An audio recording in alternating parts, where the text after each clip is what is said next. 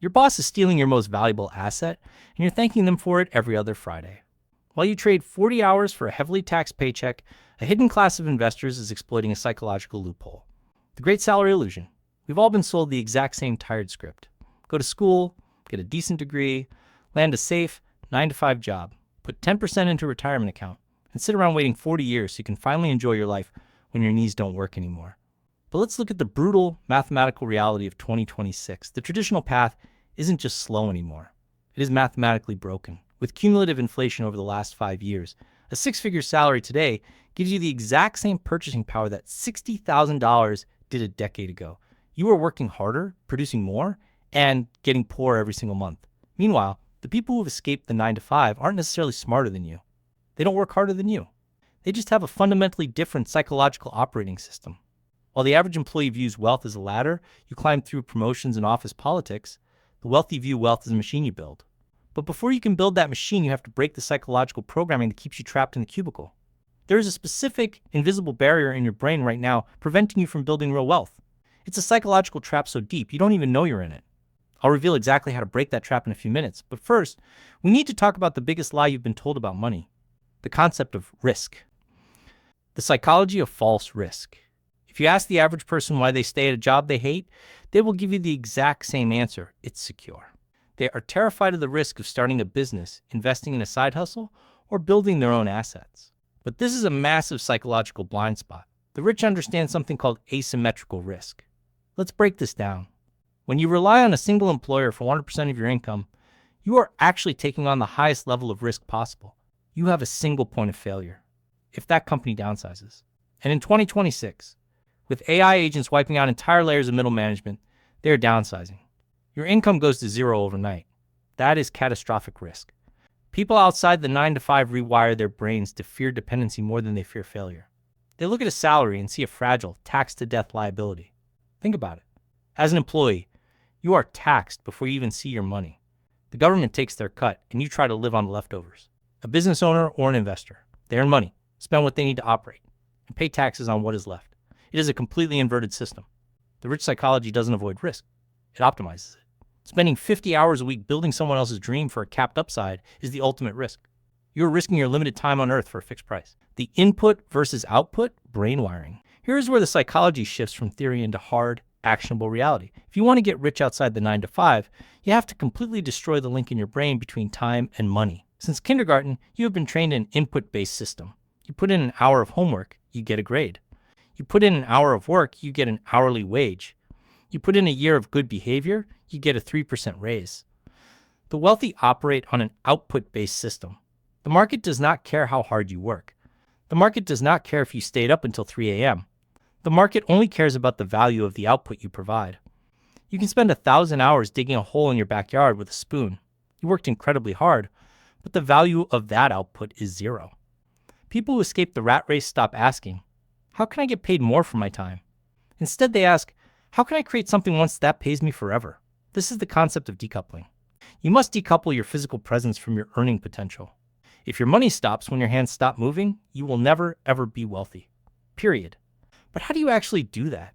How do you practically break that link in 2026? It comes down to a concept called the leverage triangle. And if you don't use at least one side of this triangle, you will be working until you die. The 2026 leverage triangle, the psychology of the wealthy, is obsessed with one word: leverage. Leverage is simply a multiplier for your effort.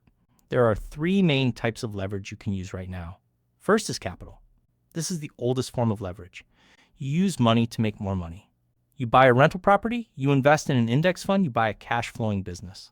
Your money works 24/7 without complaining, without asking for health insurance, and without needing a coffee break. Second is code and AI. This is the leverage of the modern era. In 2026, you don't even need to know how to code to use this. You can build automated systems, utilize AI workflows, and create software tools that serve thousands of customers simultaneously.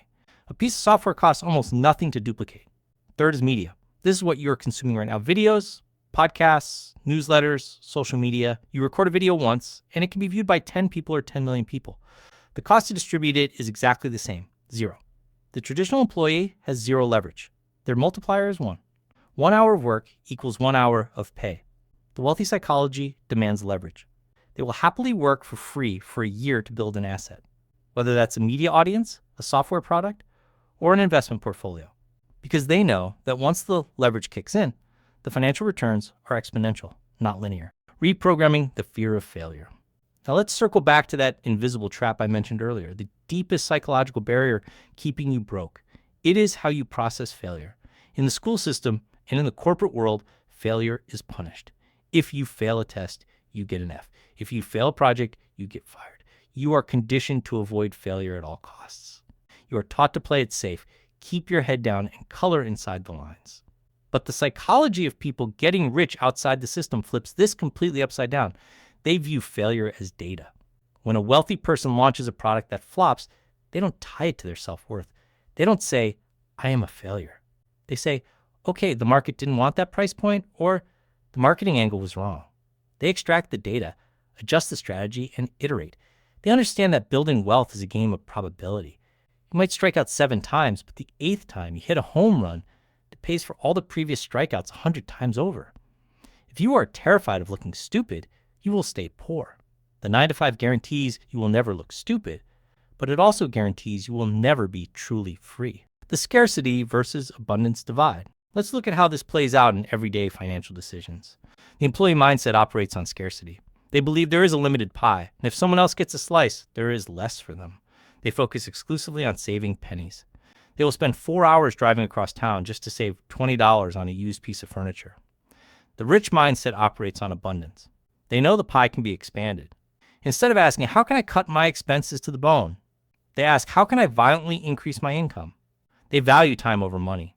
They will gladly pay someone $50 to mow their lawn if it frees up an hour for them to work on a high-leverage business task that could generate $500. This isn't about being careless with money. It's about understanding the highest and best use of your energy. You cannot shrink your way to massive wealth. You can only produce and invest your way there. The 2026 execution plan. So, how do you actually make the jump? You don't just quit your job tomorrow and hope for the best. That's not wealth psychology. That's just reckless. You build your escape pod while you are still inside the ship. Step 1. Stop trading your free time for cheap dopamine. The average person spends 3-4 hours a day scrolling social media or watching Netflix. Wealthy psychology sees that time as raw capital. You need to transition from a consumer to a producer.